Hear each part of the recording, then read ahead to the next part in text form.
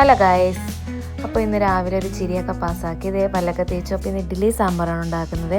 അപ്പോൾ രാത്രി തന്നെ ഞാൻ പരിപ്പൊക്കെ എടുത്ത് വെള്ളത്തിട്ടിട്ടുണ്ടായിരുന്നു. പച്ചക്കറി അരിഞ്ഞ് വെച്ചില്ല, അങ്ങനെ ദോശമാവൊക്കെ എടുത്തൊന്ന് കലക്കി ഉപ്പൊക്കെ ഇട്ട് സെറ്റാക്കി വെച്ചിട്ട് പരിപ്പ് വേവിക്കാൻ വെച്ചു. പരിപ്പ് വേവിക്കാൻ വെച്ച സമയം കൊണ്ട് ഇടയ്ക്ക് ഞാൻ പിള്ളേരെ പോയി വിളിക്കുന്നുണ്ട്, പക്ഷേ എഴുന്നേൽക്കുന്നില്ല. അങ്ങനെ ഇതേ ഇഡ്ഡലിക്ക് വേണ്ടിയിട്ടുള്ള വെള്ളമൊക്കെ വെച്ച് കഷ്ണങ്ങൾ കുറച്ചേ ഉള്ളൂ. ഇവിടെ ആരും അങ്ങനെ പച്ചക്കറി അങ്ങനെ ഒരുപാട് കൂട്ടാറില്ല, പ്രത്യേകിച്ച് സാമ്പാറുള്ള കഷ്ണങ്ങളൊന്നും. അപ്പം അത്യാവശ്യം കഴിക്കുന്ന സാധനങ്ങൾ മാത്രം, കിഴങ്ങ്, മുരിങ്ങയ്ക്ക, അതൊക്കെ പിന്നെയും 2-3 കഷ്ണമൊക്കെ വീതം പിള്ളേരാണെങ്കിലൊക്കെ കഴിക്കും. കിഴങ്ങ് പിന്നെയും കഴിക്കും, വേറെ ഒന്നും അങ്ങനെ ഇങ്ങനെ കഴിക്കത്തൊന്നുമില്ല. പിന്നെ സാമ്പാറിൽ മെയിൻ പച്ചക്കറികളാണല്ലോ വേണ്ടത്. അങ്ങനെ തൽക്കാലത്തേക്ക് കുറച്ച് ഉണ്ടായിരുന്ന പച്ചക്കറികളൊക്കെ കൂടിയിട്ട് ഒരു തട്ടിക്കൂട്ടി സാമ്പാർ ഉണ്ടാക്കാമെന്ന് കരുതി. അങ്ങനത്തെ സാമ്പാറിന് വേവിക്കാൻ വേണ്ടിയിട്ട് കഷ്ണങ്ങളൊക്കെ വേവിക്കാൻ വെച്ചു. ആ സമയം കൊണ്ട് ഇഡ്ഡലി മാവും വെച്ച ടൈമിൽ ഷർട്ട് തേക്കാനുണ്ടായിരുന്നു. അങ്ങനത്തെ ഷർട്ടൊക്കെ തേക്കാൻ വേണ്ടിയിട്ട് വന്നു.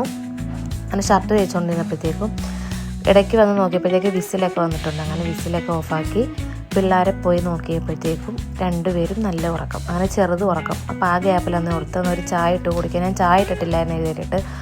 അങ്ങനെ ഇതേ ചായക്ക് വെള്ളം വെച്ചിട്ട് ഇതേ സാമ്പാർ പൊടിയൊക്കെ കലക്കി സെറ്റാക്കി വെച്ചു. അങ്ങനെ ഇതേ ഏലക്കയൊക്കെ പൊടിച്ച് നല്ലൊരു ചായ കുടിക്കുക. അങ്ങനെ കട്ടനാണ് ഇടുന്നത്, പാൽച്ചായ വേണ്ട. പാൽച്ചായ ഇവിടെ ഞാനും മിക്കായും അങ്ങനെ കുടിക്കത്തുള്ളൂ. പിള്ളേർ വലുതായിട്ട് കുടിക്കും, പിള്ളേർ പൊതുവേ ചായ കുടിക്കാറില്ല.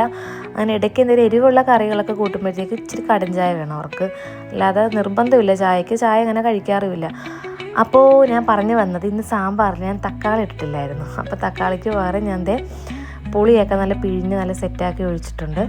അങ്ങനെ പിന്നെ ഞാൻ ചായയൊക്കെ കുടിച്ച് അങ്ങ് സെറ്റായി ഇങ്ങനെ ഇരുന്നപ്പോഴത്തേക്ക് ഇഡ്ഡലി വെന്തു. ആദ്യത്തെ ട്രിപ്പ് ഇഡ്ഡലി വെന്തു. അങ്ങനെ രണ്ടാമത്തേക്ക് മാവ് ഒഴിച്ച് അങ്ങനെ സാമ്പാറൊക്കെ നല്ല തിള വന്നു തുടങ്ങി. അപ്പോൾ ഒന്ന് കൂടെ കുറുക്കിയെടുക്കാമെന്ന് കരുതി കുറച്ച് ലോ ഫ്ലെയിമിൽ വെച്ചു.